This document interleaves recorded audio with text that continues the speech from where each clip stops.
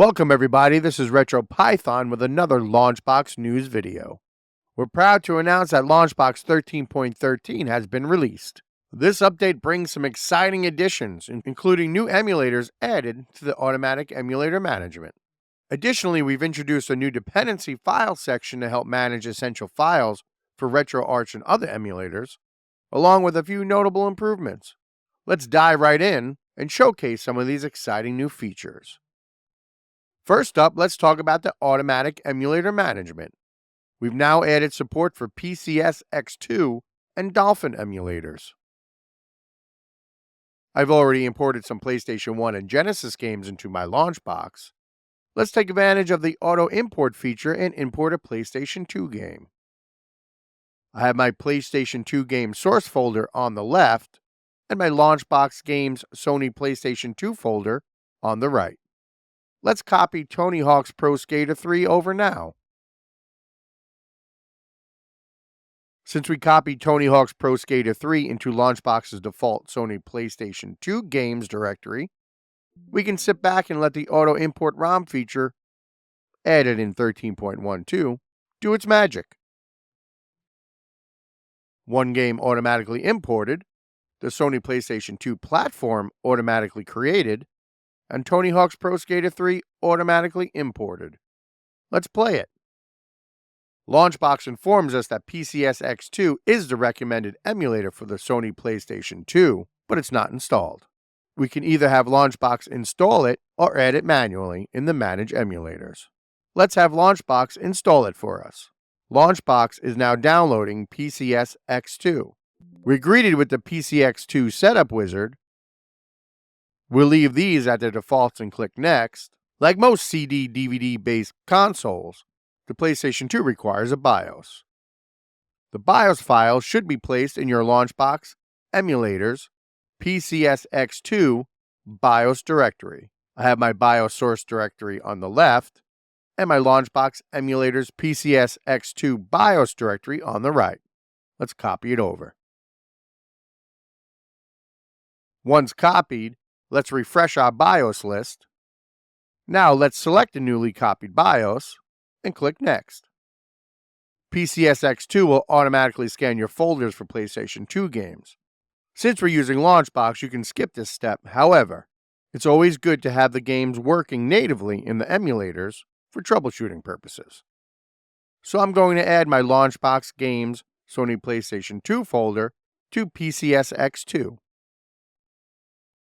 We'll click Yes for scan recursively.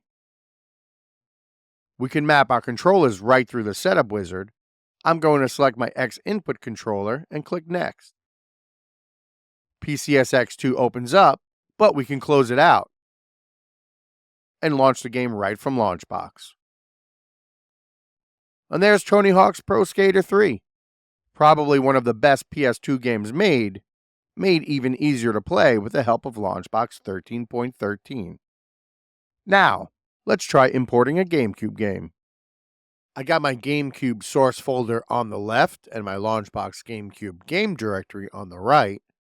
Let's transfer SpongeBob SquarePants Battle for Bikini Bottom into our LaunchBox Games Nintendo GameCube directory. This action will trigger the auto import feature, and now we'll see a new platform, Nintendo GameCube, along with SpongeBob SquarePants Battle for Bikini Bottom, automatically imported. In LaunchBox, you have the flexibility of being in full control of your installation. Let's show you a different, more manual way you can do it using Dolphin. Instead of launching the game to activate the auto emulator management, let's navigate to Tools, Manage, Emulators. Let's click Add and start typing Dolphin. Now we can automatically download and configure Dolphin through LaunchBox. Let's click Download to initiate the process. With Dolphin installed, LaunchBox has designated it as the default emulator for GameCube games and is prompting us to update our previously installed games. Let's select Yes. Now Dolphin has been added to our list of configured emulators alongside PCSX2, which we just installed. If you notice, We've also added a version and status field to the Manage Emulators section.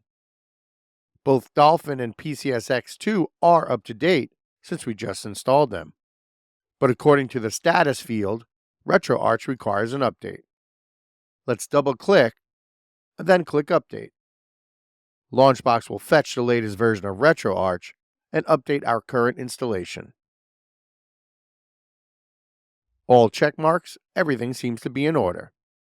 Now, let's see if SpongeBob works. There it is, in all its GameCube glory. SpongeBob SquarePants Battle for Bikini Bottom. Let's check out some other features in Build 13.13. The Dependency File feature is a great tool that will tremendously help cut down on your troubleshooting. I have imported some Sony PlayStation ROMs, but I forgot to install the BIOS.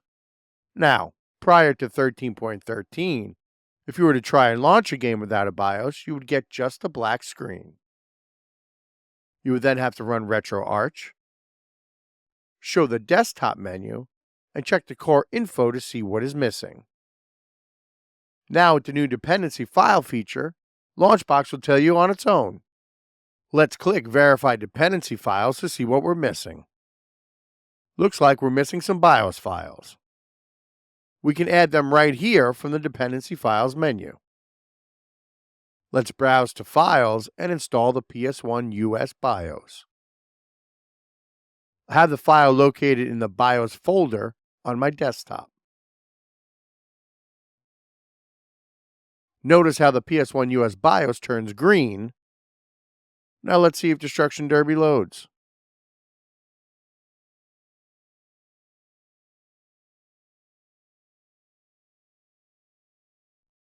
There's that famous PS1 BIOS. You can also check all your dependencies by heading to Tools, Manage, Emulators, and choose your emulator. Let's pick RetroArch since it encompasses so many platforms. We now have a dependency file section inside Edit Emulators. You can check what dependency files you're missing by platform. If we head down to Sony PlayStation, you can see we have a green light for the PS1 US BIOS that we just installed. And don't worry, LaunchBox keeps all your files nice and neat.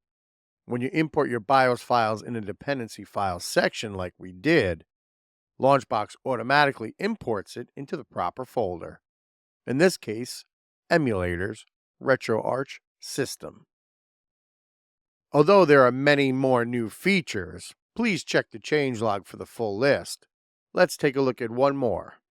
LaunchBox will now auto-import Microsoft Xbox XBE files. These are hard drive ready files.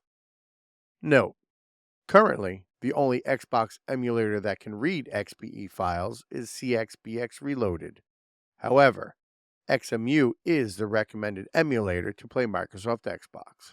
Let's move our Halo Combat Evolve folder, which includes the default XBE file, over to our Microsoft Xbox Games directory. Auto import kicks in, Microsoft Xbox Platform added, and Halo added. Since I have CXBX Reloaded already configured, I can go right into launching Halo. That's going to wrap it up for this news video. We hope you enjoy LaunchBox 13.13. Questions, comments, leave them down below. This is RetroPython for LaunchBox. Until next time, happy gaming.